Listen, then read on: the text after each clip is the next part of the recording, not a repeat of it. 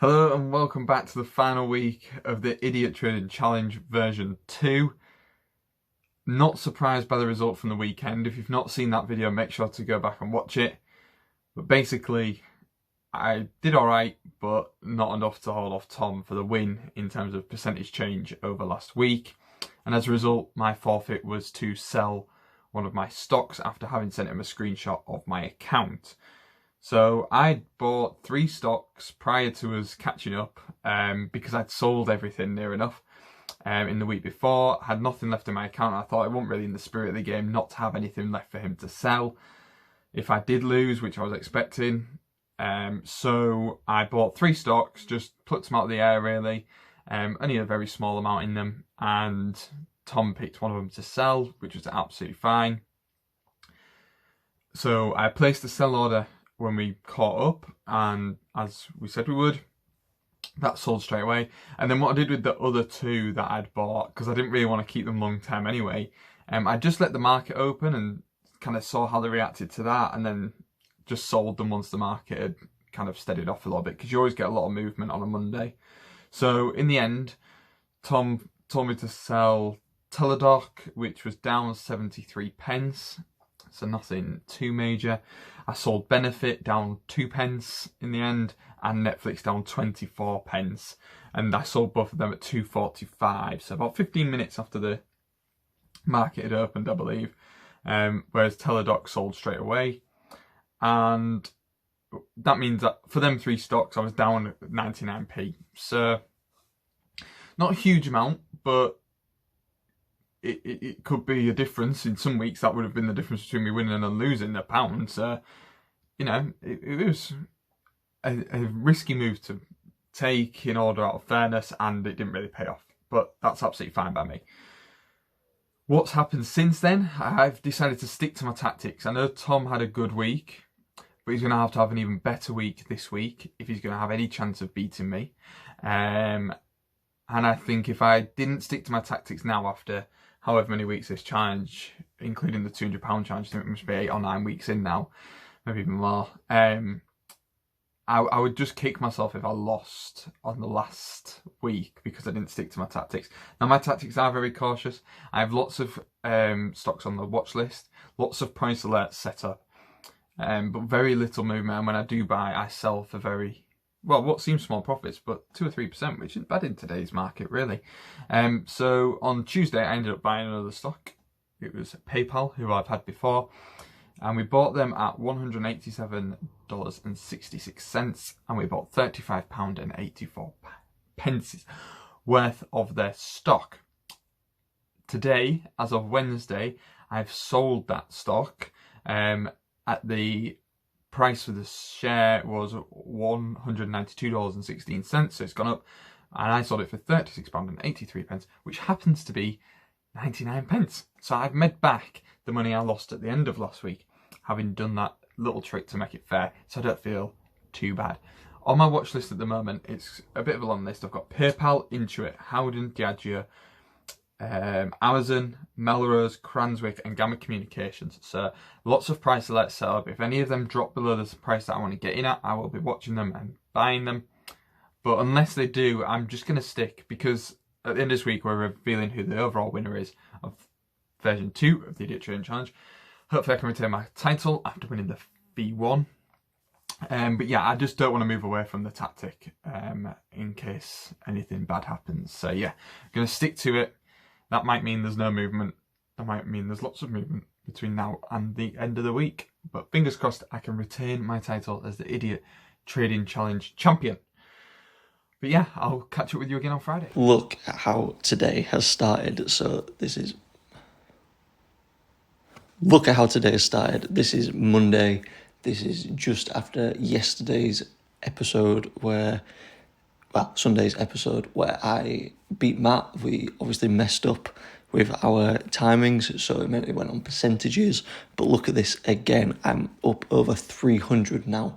I kind of need to get to the 305 to 310 mark to be, I hope, in a safe position to beat Matt. I don't think he's going to go too extreme, purely because I don't think he thinks that I could have made it back up to this point. So I think he's going to stick to how he was, try and keep it around that 303, 305 mark. So anything I can do over that is going to be absolutely fantastic. Earlier on this morning, things were actually quite a bit higher, as you can kind of see by this chart. I was at about 302, 303. So that is giving me some great confidence. I know it's going to come down a little bit. I can feel it already. But hopefully, as this week goes on, we can see how everything is going. One absolutely great day today was for trading. Look at that, we're up £15 on our as our return. We're at 303.48. I cannot believe this. We could actually be in a chance of beating Matt. I don't know if his will be too much higher than this. This was about what it was on Sunday for him. So if I can just get it up that little bit more, it'd be great. Cineworld has been a great return on this. That's shot straight up. Like, that was kind of what I was hoping for. Here's what everything else is looking like. Yeah, this is going absolutely great. I cannot wait to get further into the week and see if we can maintain this. Right, this is the final video I'm going to do. I will do a screenshot shortly so you can see where it's at. It's Thursday currently, so everything you do see is not going to be the last thing. So when it comes to Sunday and we see who has won overall, you're not 100% going to know what I'm at, which should be quite interesting. I don't know where Matt is, but yeah, this week has been very good. I think at some point I got up to £350 for my account value. I really debated cashing everything out then, but I kind of wanted to hold on to some of the shares. But it's been a really fun week. It's been a really fun challenge, this one. Hopefully we can carry on something similar to this, and I hope everyone has enjoyed it. But yeah, let's jump over to the account and see what it's looking like. So £323.69 is our total account value. I sold off Cineworld, which that was awesome. That really shot me up to this point. BAE's been doing well, IAG's been doing well, National Grid, that's still hanging on, and NatWest has been fluctuating like mad. That's just basically how it's been. The video has been up and down as well. It's staying quite high, which I was quite happy with. But yeah, it's overall everything's been going great. I've sat with probably about £150 in free funds. I'm not going to use that. I just want to leave the account as it is. I don't think Matt will have been able to get over 310 using his strategies. I don't think he will have expected me to get this far. I did send him a screenshot earlier this week, and then the 50 at the end of it. So hopefully he thinks that means I went down to 250, but we'll just have to see.